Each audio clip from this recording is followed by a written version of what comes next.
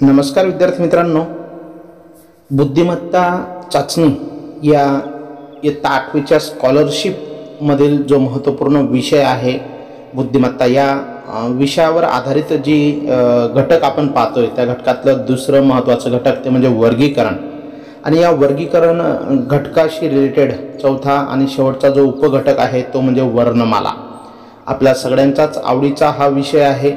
इंग्रजी वर्णमालेवर आधारित हे उपघटक आहे, हे प्रकरण आहे आणि ते आज आपल्याला आजच्या या सेशनच्या माध्यमातून समजून घ्यायचं आहे। सर्वप्रथम मी आपल्या सगळ्यांचं मनापासून हार्दिक स्वागत करतो। मित्रांनो, मिशन स्कॉलरशिप अंतर्गत आपण इंग्रजी या विषयाचा संपूर्ण अभ्यासक्रम पाहिलेला आहे।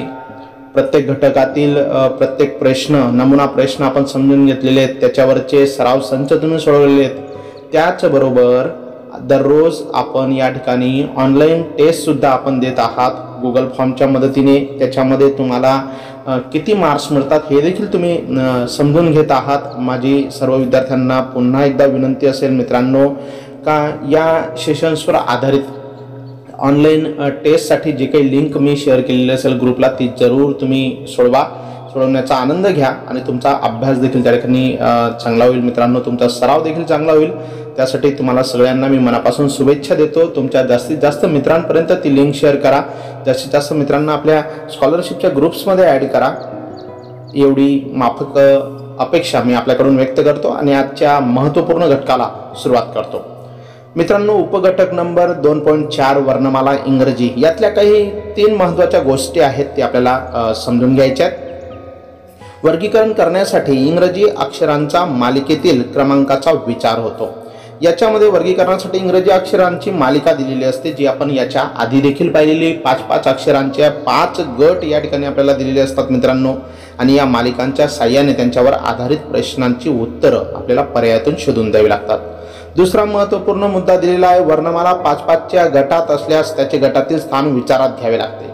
मग 5-5चे गट मी तुम्हाला ऑलरेडी सांगितले। या ठिकाणी 5 गट म्हणजे 25 आणि शेवटचं एक अल्फाबेट असतं 26 नंबरचं झेड, तर ते वगळून या ठिकाणी 5 गट दिलेले आहेत। 5-5चे समूह, त्यांचं जे स्थान आहे, त्यांचा जो क्रमांक आहे तो आपल्याला विचारात घ्यावा लागेल आणि त्याच्यावर आधारितच आपल्याला प्रश्न विचारले जातात।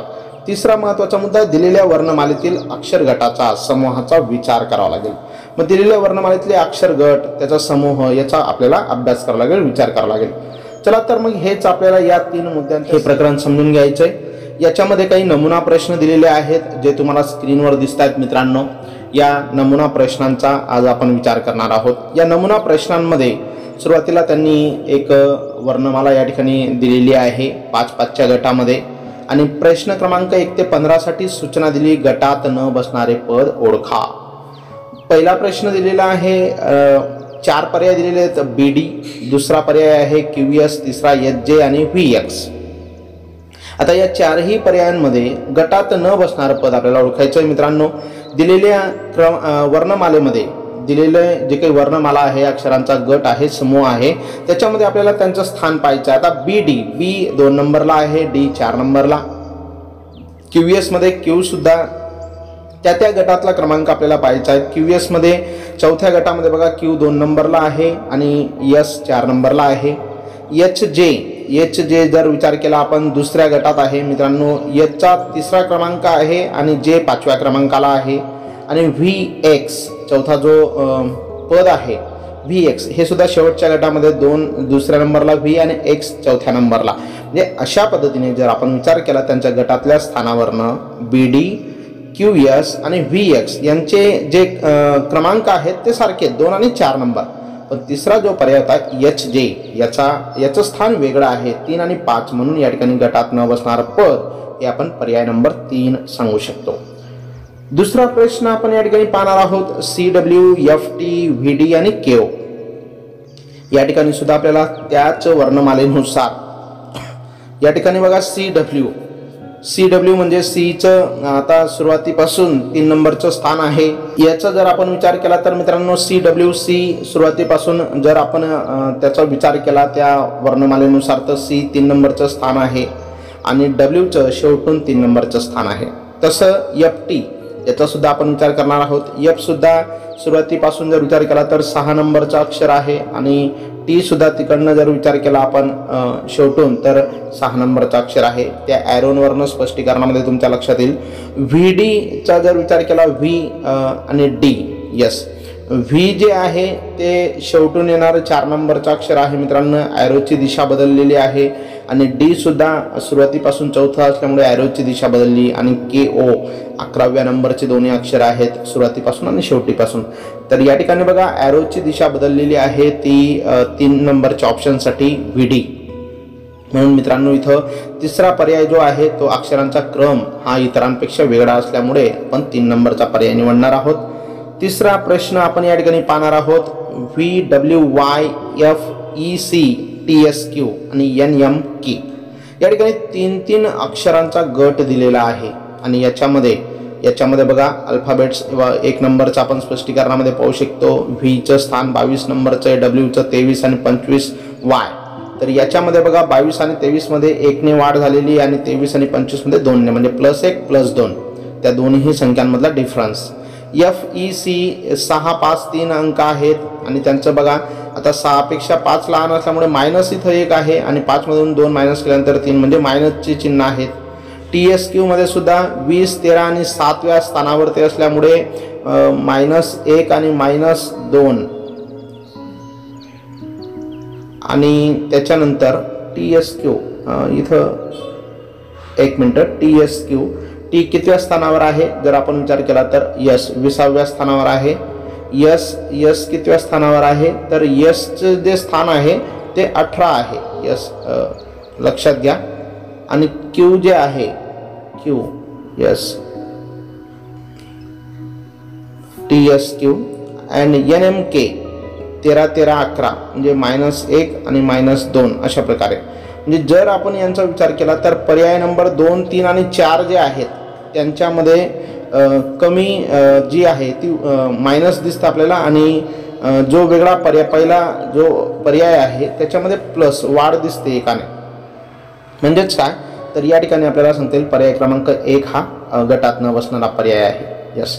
त्याच्यानंतर चौथा प्रश्न आपण पाहणार आहोत. काही वेळेस मित्रांनो प्रिंटिंग मिस्टेक असते त्याच्यामुळे त्या गोष्टी आपल्याला समजून घ्यायच्या आहेत. समजून घ्यायच्या म्हणण्यापेक्षा ते आपल्याला खात्री करून त्याचा योग्य पर्याय आपल्याला निवडायचा आहे प्रश्नाच्या सूचनेनुसार. चौथ्या प्रश्नामध्ये आता आपल्याला 4 पर्याय दिसत आहेत. पहिला CA, दुसरा MK, तिसरा RP आणि चौथा HJ. तर पहिला जो पर्याय आहे मित्रांनो CA 3 आणि 1 असं त्यांचं स्थान आहे -2. MK 13 आणि 11 -2 दोघांमध्ये जर वजाबाकी केली तर RP 18 सोडा -2 आणि HJ 8 आणि 10 म्हणजे +2. म्हणजे जर विचार केला तर पहिला, दुसरा, तिसऱ्या पर्यायामध्ये -2 आहे आणि चौथा पर्याय जो आहे HJ त्याच्यामध्ये +2 येतो. म्हणजे त्यांच्या स्थानामध्ये जर आपण त्यांचं ऑब्झर्वेशन केलं, निरीक्षण केलं तर या ठिकाणी चौथा पर्याय हा गटात न बसणारा पर्याय आपल्याला सांगता येईल. त्यानंतरचा 5वा प्रश्न आपण पाहणार आहोत. AY, GS, LN आणि VD यांच्यामध्ये सुद्धा आपण त्यांच्या स्थानावरनं AY A सुरुवातीपासून 1 नंबर आणि Y सुद्धा हा शेवटून 1 नंबर. तसंच GS म्हणजे 7व्या नंबरला G आहे आणि S सुद्धा तिकडनं 7व्या नंबरला आहे. ॲरोच्या याच्यावरून आपण लक्षात घेऊ शकतो. LN सुद्धा 12 नंबरला आहे सुरुवातीपासून आणि नंतर शेवटून. आणि VD 4 आहेत. चौथ्या क्रमांकावर आहेत परंतु त्यांची जी दिशा आहे ॲरोची ती वेगळी आहे, विरुद्ध दिशा आहे. म्हणून या ठिकाणी पर्याय नंबर 1, 2 आणि 3 मध्ये डावीकडून उजवीकडे अशी अक्षर आहेत परंतु चौथ्या पर्यायामध्ये ते डावीकडून म्हणजे उजवीकडून चौथा आणि डावीकडून म्हणजे त्यांची दिशा ही वेगळी दिलेली आहे. म्हणजेच पर्याय नंबर 4 आपण या ठिकाणी घेऊ शकतो. 6वा प्रश्न आहे मित्रांनो. FHK, KMP, ACE, PRU. FHKचं स्थान 6, 8 and 11 म्हणजे 6, 8, 11 +2 आणि +3. KMP 11, 13, 16 +2 and +3. ACE 1, 3 आणि 5 +2 and +2 आणि PRU 16, 18 आणि 21 +2 and +3. मग याच्यामध्ये जर विचार केला तर तिसरा जो पर्याय आहे त्याच्यामध्ये 2ने दोन्ही ठिकाणी 2+ आहे. म्हणजेच इतर जे 3 पर्याय आहेत त्यांच्यापेक्षा तो वेगळा आहे, भिन्न आहे. म्हणून पर्याय नंबर 3 आपण निवडणार आहोत. यस. प्रश्न 7वा. T4, E5, J2 and O3. T4 आता T4 कसा आला आहे तर त्या ठिकाणी 4 म्हणजे 5ने जर भाग दिला, टीची जी संख्या आहे, टीचा जे स्थान आहे ते 20 नंबरला आहे, म्हणून 20/5 केला तर 4 उत्तर मिळतंय. E5 ईचं स्थान 5 नंबरचं आहे, त्याला भागिले आपण जर 4 केला तर उत्तर 1 मिळतंय. यस, सॉरी 5/5 जर केला तर उत्तर 1 मिळतंय. J2 म्हणजे जेचं स्थान 10 नंबरचं आहे, भागिला 5 केलं तर 2 उत्तर मिळतंय. आणि O3 म्हणजे 15/5 केला, म्हणजे प्रत्येक ठिकाणी जर आपण भागिले 5 केलं तर या ठिकाणी आपल्याला उत्तर मिळतंय. यस, जे त्यांच्या समोर दिलेले अंक ते त्याचे भागाकार केल्यानंतर येणारं उत्तर आहे.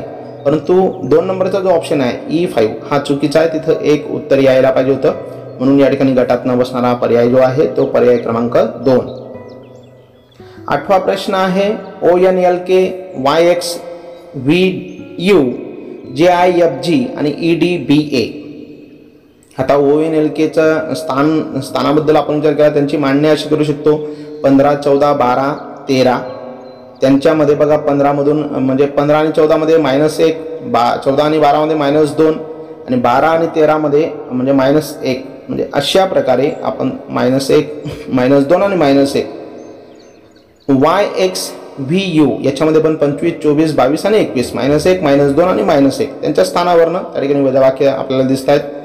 JIFG 10, 9, 6, 7, -1, -3 आणि +1 आणि EDBA 5, 4, 2, 1, -1, -2 आणि -1. म्हणजे या ठिकाणी पहिला, दुसरा आणि चौथा पर्याय यांचं जे प्रमाण आहे ते सारखं आहे आणि तिसरा जो पर्याय आहे त्याच्यामध्ये प्लस आलेला आहे 1, म्हणजेच तिसरा पर्याय आपण गटात न बसणारा पर्याय म्हणून निवडू शकतो. 9व्या प्रश्नाबद्दल चर्चा करण्याआधी तुम्हाला सगळ्यांना विनंती असेल मित्रांनो, काळजीपूर्वक लक्ष द्या. बुद्धिमत्ता हा विषय असा आहे ज्याने लक्षपूर्वक समजून घेतलं त्याला समजेल. पर्याय प्रश्न काळजीपूर्वक वाचायचे आहेत, पर्याय सुद्धा आपल्याला सर्व काळजीपूर्वक समजून घ्यायचे तरच ते तुम्हाला समजेल. प्रश्न 9व्यामध्ये पहिला पर्याय BD दिलाय, दुसरा EY, तिसरा FR आणि CI. यांचा जर आपण विचार केला मित्रांनो, Bचं स्थान नंबर 2 आहे, Dचं 4 म्हणजे 2 आणि 4 याच्यामध्ये 2चा वर्ग 4. EY 5, 25 वर्ग आहे, 5चा 25. 6, 18 FR 6 नंबरला, 18 नंबरला R आहे, तर यांच्यामध्ये आपल्याला वर्ग मिळत नाही. 6चा वर्ग जो आहे तो वेगळा आहे, 18 नाही. आणि CI 3, 9 म्हणजे वर्ग आहे. म्हणजे जर विचार केला मित्रांनो, पहिला, दुसरा आणि चौथा पर्याय याच्यामध्ये वर्ग आहेत आणि तिसऱ्या पर्यायामध्ये वर्ग नाही, म्हणून option number 3 is the correct option. 10व्या प्रश्नाबद्दल विचार करताना FS, KN, CV आणि IQ. FS 6 + 19 बरोबर 25, त्यांच्या स्थानाची बेरीज. KN 11 + 14 25, CV 3 + 22 25 आणि IQ 9 + 17 26. म्हणजे चौथा जो पर्याय आहे तो या ठिकाणी आपण निवडू शकतो, कारण तो गटात बसत नाही. सगळ्यांची बेरीज म्हणजे पहिल्या 3 पर्यायांची बेरीज 25 येते आणि चौथ्याची 26 येते. 11 नंबरचा प्रश्न पाहणार आहोत. BF, DL, AE आणि FR. BF 2 आणि 6 यांच्यामध्ये जर आपण म्हणजे त्या ठिकाणी 3 गुणिले 2ला गुणिले 3 केला का 6 उत्तर मिळतं. त्यानंतर पहिला जो अंक आहे 4, 12 DL 4ला 3ने गुणाकार केला तर 12 उत्तर मिळतं. एकास 5ने इथे गुणाकार करून आपल्याला 5 मिळेल. आणि FR 6, 18 गुणाकार 3ने केला का 18 आपल्याला उत्तर मिळते. म्हणजे जर तुम्ही विचार केला मित्रांनो, तिसरा पर्याय जो आहे तिथे 5ने गुणावं लागतं, म्हणजे 5 पटीची ती संख्या आहे, म्हणून या ठिकाणी पर्याय क्रमांक 3 आपण घेऊ शकतो. यस. 12 नंबरच्या प्रश्नाकडे वळण्याआधी प्रश्न काळजीपूर्वक समजून घेऊयात. 4 पर्याय दिलेले आहेत, G, D, M आणि W. या 4 पर्यायांमध्ये स्पष्टीकरण दिलेलं आहे मित्रांनो. Gचं 7वं स्थान आहे, Dचं 4थं आहे, Mचं 13 आणि Wचं 23. तर याच्यामध्ये 7 ही मूळ संख्या आहे, 4 संयुक्त संख्या आहे, 13 मूळ संख्या आहे, 23 मूळ संख्या आहे.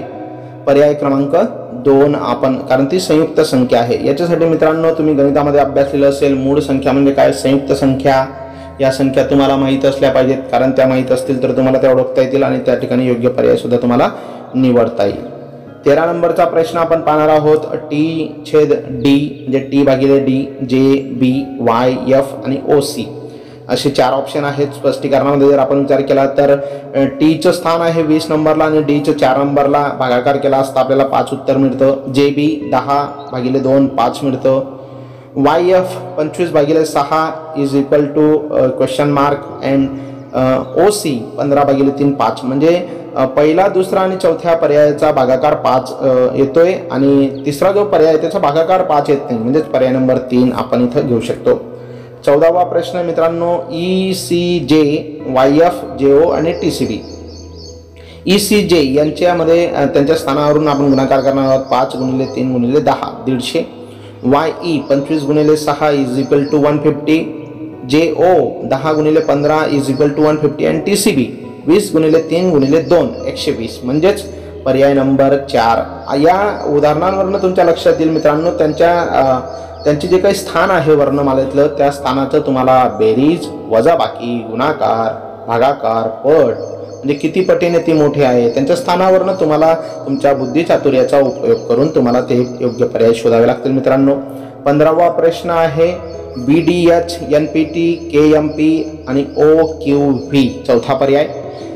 अतिशय सोपा विषय आहे मित्रांनो, अजिबात टेन्शन घेण्याचं कारण नाही, विचार करण्याचं कारण नाही. अतिशय सोपा विषय आहे. जर तुम्ही लक्ष दिलं, हे सगळे प्रश्न समजून घेतले, नमुना प्रश्न, संभाव्य प्रश्न, तर सहज यांच्याचपैकी तुम्हाला प्रश्न विचारले जातील किंवा याच धर्तीवर किंवा याच प्रकारची कृत्य वापरून तुम्हाला ते सोडवायचे आहेत. त्याच्यामुळे ते काळजीपूर्वक समजून घेणं महत्त्वाचं आहे. व्हिडिओ काळजीपूर्वक शेवटपर्यंत बघा, नक्कीच तुम्हाला याची खूप मोठी मदत होईल. 15व्या प्रश्नाबद्दल आपण बोलत होतो. BDH पहिला पर्याय आहे, बीचं दुसरं स्थान, डीचं चौथा आणि एचचं 8वं. NPT 14, 16, 20, KMP 11, 13, 16 आणि OQV 15, 17, 21. तर यांच्यामध्ये बघा B आणि D याच्यामध्ये +2 आहे आणि +4 आहे DH मध्ये. म्हणजे NPT मध्ये सुद्धा +2. 2 संख्यांमध्ये काय तफावत आहे ती आपण इथं दाखवतोय. 14 आणि 16 मध्ये 2 ने वाढ आहे आणि 16, 20 मध्ये 4 नाही, म्हणजे +2 +4 कॉमन आहे. त्याच्यानंतर तिसरा पर्याय, आता इथं मात्र 11 आणि 13 मध्ये +2 आहे, पण 13, 16 मध्ये +3 आहे आणि 15, 17, 21 मध्ये +2 +4 आहे. म्हणजे इथं तिसरा जो पर्याय आहे तो गटात न बसणारा आहे. याच्यावरून आपण सांगू शकतो का पर्याय क्रमांक 3 हा या ठिकाणी योग्य पर्याय आहे. अशा पद्धतीने हे सर्व प्रश्न आपण समजून घेतले मित्रांनो. नाव मला वाटतं आता तुम्ही रेडी आहात. या ठिकाणी जे काही सराव संच तुम्हाला दिसतोय तो सराव संच सोडवण्यासाठी, या सराव संचामध्ये काही प्रश्न दिलेले आहेत आपल्याला सोडवण्यासाठी. आता आपण जे स्पष्टीकरणासह पर्याय पाहिले ते नक्कीच जर तुम्हाला समजले असतील मित्रांनो तर तुम्ही त्याची उत्तरं या ठिकाणी सहज देऊ शकणार आहात. या ठिकाणी पहिल्यांदा अक्षरमाला दिलेली आहे आणि प्रश्न 1 ते 15 साठी गटात न बसणारं पद ओळखा. पहिला प्रश्न मी वाचतोय. तुमचे रिस्पॉन्सेस मला हवे आहेत मित्रांनो. तुमचे रिस्पॉन्सेस तुम्ही द्यायचे.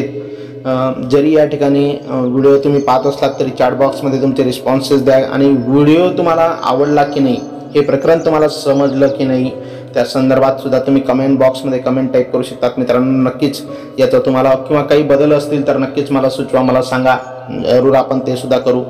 तुमचा सराव होणं खूप महत्त्वाचं आहे आणि या सरावासाठी पहिल्या प्रश्नाला सुरुवात करतोय. पहिला पर्याय Y, दुसरा L, तिसरा P आणि E अशा प्रकारचे 4 पर्याय आहेत. सॉरी, पहिला Y, दुसरा I, P आणि E. तर याच्यामध्ये कोणता ऑप्शन आहे तो तुम्ही द्यायचा आहे मित्रांनो.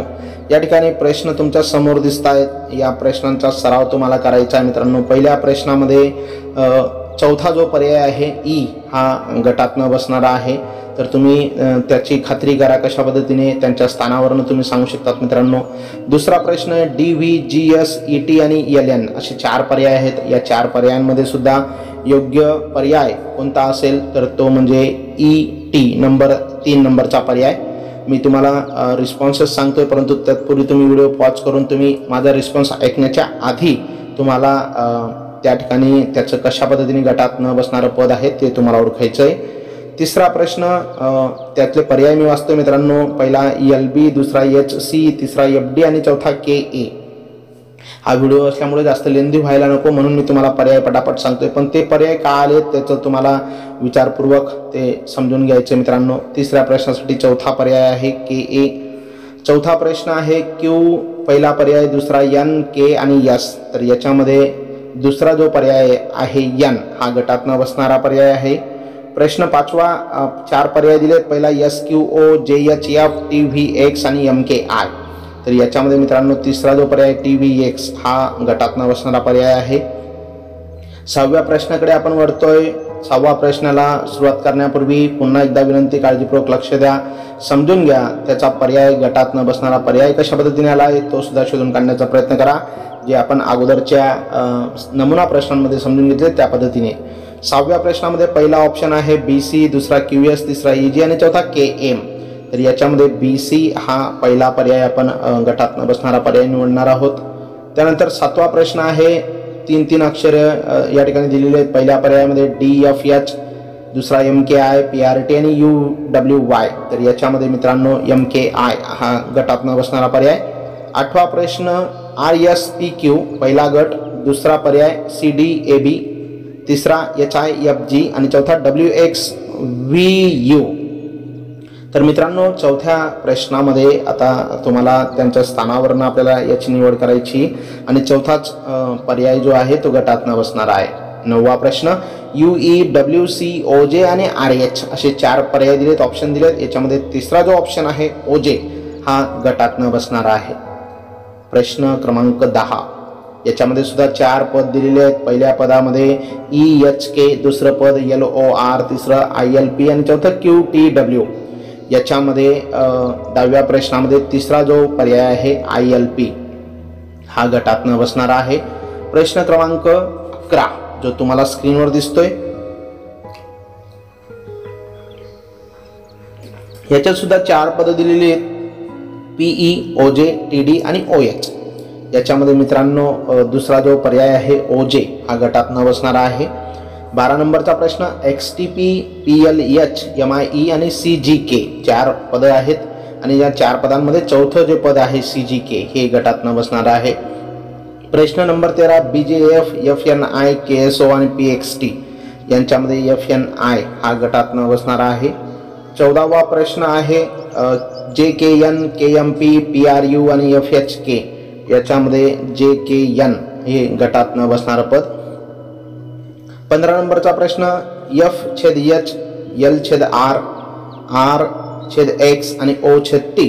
तर या ठिकाणी जर तुम्ही त्यांच्या स्थानावरून ते सोडवण्याचा प्रयत्न केला तर तुम्हाला नक्कीच या ठिकाणी दुसरा पर्याय हा गटात न बसणारा पर्याय मिळणार आहे. गटात बसणारी पदे निवडा. 2 पर्याय निवडायला दिले त्यांनी. प्रश्न 16 आणि 17 मध्ये 16व्या प्रश्नामध्ये WBQ आणि या ठिकाणी त्यांच्या पदामध्ये बसणारे 2 पर्याय निवडायचे. पहिला पर्याय आपण निवडू शकतो K आणि दुसरा जो आहे तो सुद्धा आपण या ठिकाणी तुम्ही निवडू शकता त्याला अनुसरून यस. त्याच्यानंतर 17वा प्रश्न आहे NM, SR आणि IH. याच्यासाठी सुद्धा 2 पदं निवडायला सांगितली आहेत मित्रांनो. पहिला ऑप्शन दिला आहे GF, दुसरा DC, तिसरा XW आणि चौथा WV. तर या ठिकाणी 2 पदं निवडायची आपल्याला DC आणि XW. हे दुसरा आणि तिसरा पर्याय आपण निवडू शकतो. अशा पद्धतीने विद्यार्थी मित्रांनो आपण या ठिकाणी आजच्या या व्हिडिओच्या माध्यमातून सेशनच्या माध्यमातून दुसऱ्या घटकातील महत्त्वाचं जे प्रकरण होतं वर्णमाला, इंग्रजी वर्णमालेवर आधारित या ठिकाणी आपण समजून घेतलेले आहेत. नक्कीच आपल्याला आजचा हा व्हिडिओ नक्कीच आवडेल आणि वर्णमालेवर आधारित कशा प्रकारचे प्रश्न विचारले जातात हे सुद्धा तुम्हाला आजच्या या व्हिडिओच्या माध्यमातून चांगल्या प्रकारे समजलं असेल. मित्रांनो मी तुमचं पुन्हा या ठिकाणी मनापासून हार्दिक स्वागत करतो. शेवटपर्यंत आपण हा व्हिडिओ पाहिला. आपल्याला हा व्हिडिओ आवडला असेल तर नक्कीच याला लाईक करा, कमेंट बॉक्समध्ये कमेंट टाईप करा. आपल्या सगळ्यांचं पुन्हा एकदा मनापासून स्वागत करतो. जास्तीत जास्त गरजू विद्यार्थ्यांपर्यंत मित्रांनो हा व्हिडिओ शेअर करा. आपले मनापासून धन्यवाद व्यक्त करतो आणि आजच्या या सेशनमध्ये या ठिकाणी थांबतो. Thanks a lot for watching this video till the end. उद्या पुन्हा 7 वाजता आपण या ठिकाणी याच चॅनलवर पुन्हा पुढच्या तिसऱ्या घटकाला आपण सुरुवात करणार आहोत. मित्रांनो बुद्धिमत्तेवर आधारित तिसरं महत्त्वाचं घटक जे आहे समसंबंध ते आपण पाहणार आहोत. तोपर्यंत मी तुमची रजा घेतो. Have a nice day.